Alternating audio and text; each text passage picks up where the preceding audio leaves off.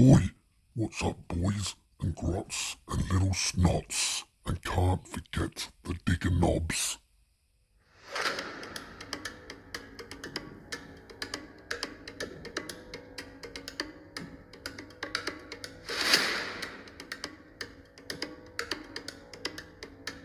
Cork and Walker's workshop. Hey, what's going on everybody? This is G The Hypersapien, and in this video we're going to continue exploring the Ork Miniature Range, and this time we're taking a look at Ork Battlewagon. So it's got an awesome image on the front, nice and weathered. Look at all these nice little scratches and stuff that they've done. That looks amazing. Now we'll flip it over to the back. It's a multi-part plastic kit, obviously. Now it shows you a few different images. It's got this little dude in his little hidey hole. It's got this gunner here. It's got this fella here. A couple more gunners. Now as you can see, all the orcs have taken a different position in the vehicle. They all have something to do.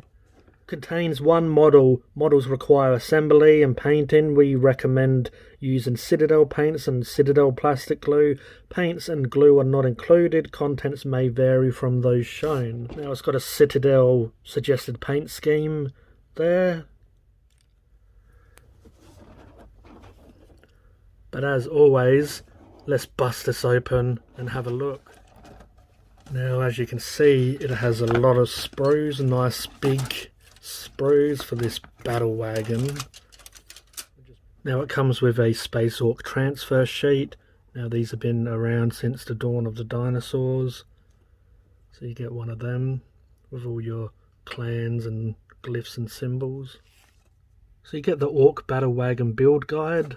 We'll have a quick look through this. So it's similar to the truck kit in the way that the wheels are assembled. So you get a side and the other side, whack them together. You get some tank tracks. You can see a little piece in the middle that just attaches to this little nub here that comes out. You just basically line these up.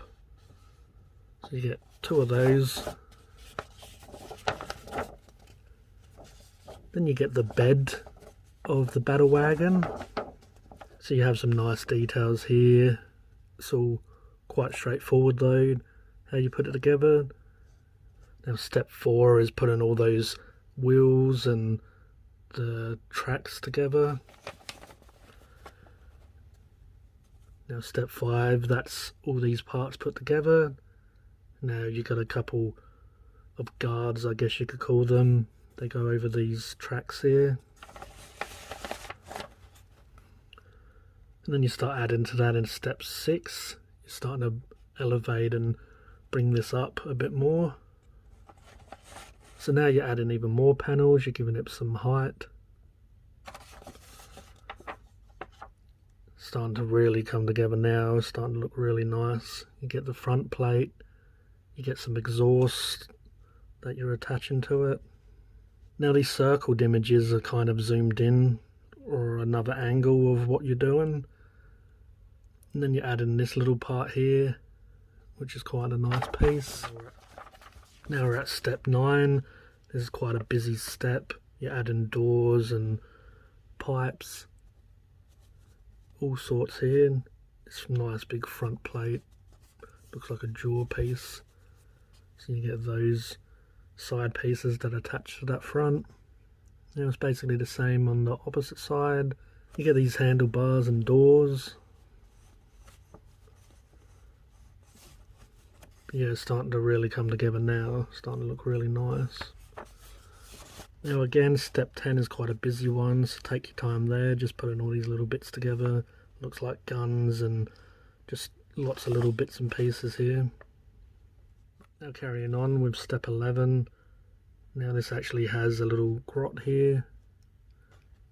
Again, just take your time, lots of little pieces here.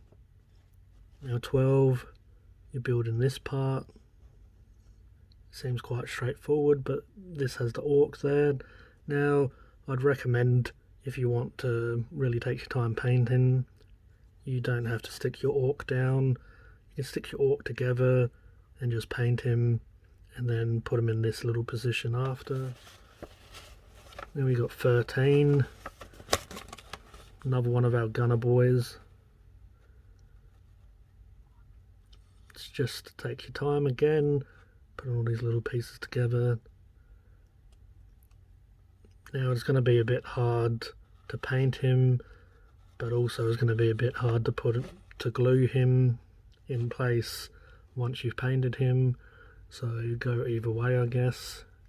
It's always good to dry fit with a bit of blue tack or poster putty or whatever you call it. So you can dry fit and see how you prefer putting him in, if there's enough room to paint, or if you want to glue him after. Now 14 is a couple of these gits, these Rambo Arnie types with their nice big shooter. But yeah, they look really nice. Now step 15, you kind of see where they go. So 14 is building the gits, and then 15 is where they're positioned. Now also you get these little bits in step 15. Now step 16 is optional turret positions, which is quite nice. So yeah, you can kind of chop and change in a way, which is kind of cool. Just play around with it a bit, see what you like.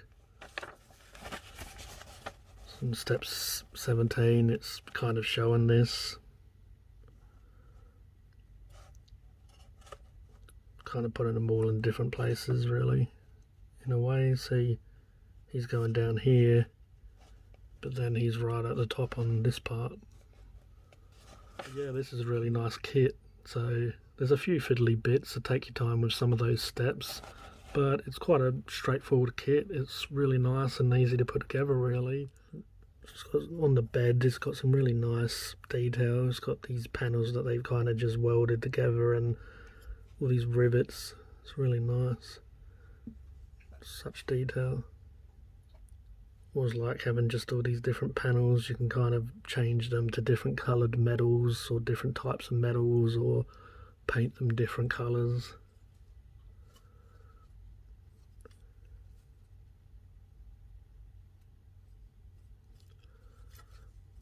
We've got the tank tracks here. Really nice. Love how it's curved, like it's in motion.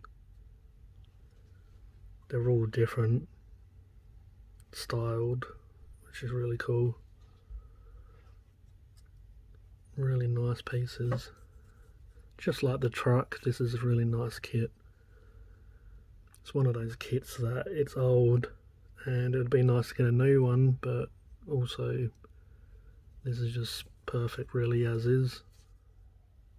With the amount of stuff you can chop and change, and you could even leave parts out and add parts with plastic card or whatever, depending on how advanced you are with hobby. This and the truck has to be two of the best kits that Ork have, with how old it is.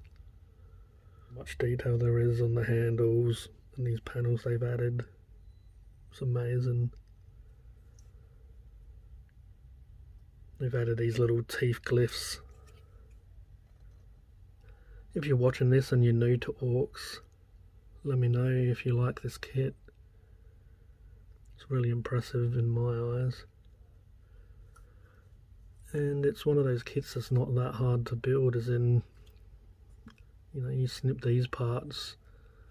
There's not much little fiddly bits that you're going to get confused with.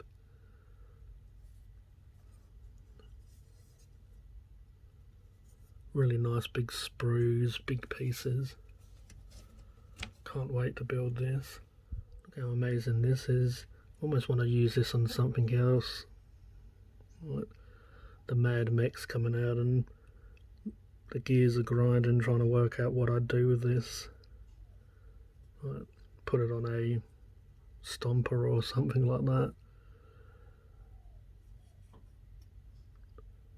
That's why I wish that Games Workshop sold bits like other companies I guess do. Been so awesome to grab a few of these. Got a nice orc glyph here. My favourite one, I'd say, with the big eye and the smaller squinty eye. There's that claw piece. See, these are fiddly, but as you can see, you can just snip here. There's not much room for error, I guess.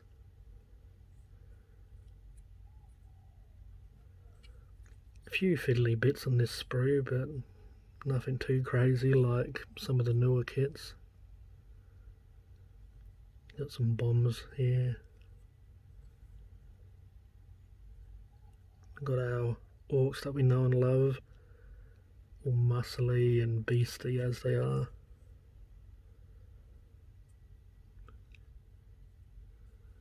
Love the point in hand. They're all in the same vehicle, doing the same sort of stuff, but he's still having to have a go, having to have a whinge. Love how those hands are. They're really detailed, those hands. It's a really cool piece, that is. Then we've got our orc bodies here. This one especially is nice with the bullet holes. Little skull on his crutch piece. Now this is the sides of that front grille piece. That front ram, I guess you could call it.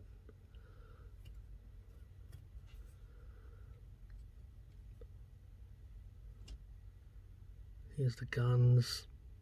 And these sort of handlebars, I guess, to help them get in and out. Now, yet again, these pieces, stuff comes to mind to where to use it elsewhere. So, with these kits, it's one of those things that I guess you don't technically need them certain bits. You can leave certain bits off or add certain bits from other kits. As you know, I've got loads of projects and bits and kits, because as you know, I've explored most of the Ork Miniature Range, so I don't know when I'll actually build and get into this kit, but as I go along, some of these pieces might go elsewhere. Like these are really nice. That would make a awesome killer claw for a boss or something. But this is an amazing beastie kit. I love it. All the boys you get with it as well. We'll have a quick look at the heads. The head on the right bottom is a bit similar to one you get in the boys kit.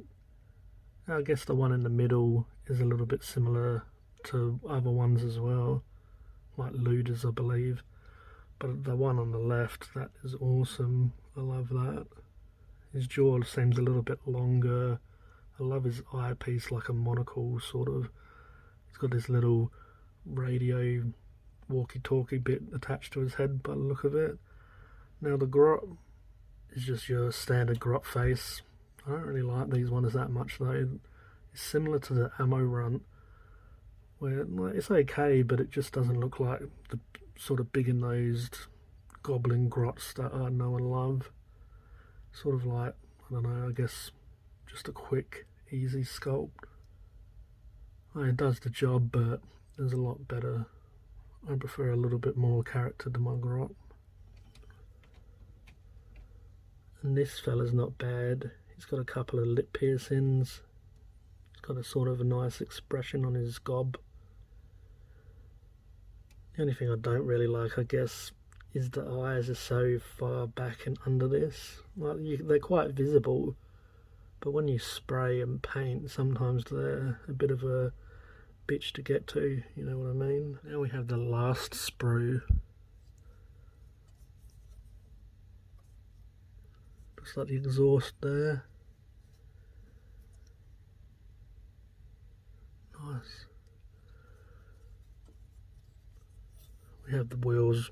I absolutely love the Ork wheels that Games Workshop do. I love that they add armor panels. The wheel itself, even though they're against las cannons and stuff, they're not probably going to hold up that much. There's still a really nice look to them. But I just love the design. Like the wheel itself looks really sturdy and hard and like a really hard rubber. Then you got all these panels and metal bits just added to it. And look at this as well. You got the scope on it. Looks like teeth or something attached to it. It's got the little danger, this is gonna blow stuff up, electricity or whatever.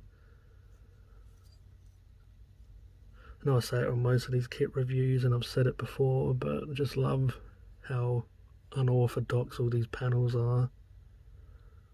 Just crazy. And again you got the opposite side. But if you look, they're still different. It has a smaller one in this style. This little sort of square rectangle. This one's longer. So good. Just like these wheels are different than the ones above that I showed before. So much variety and just adds that different look to each one. Kind of like every wheel is unique in a way. Got all these sort of teeth glyphs. We'll flip it over because we missed some of the details. Most of it's the blank side.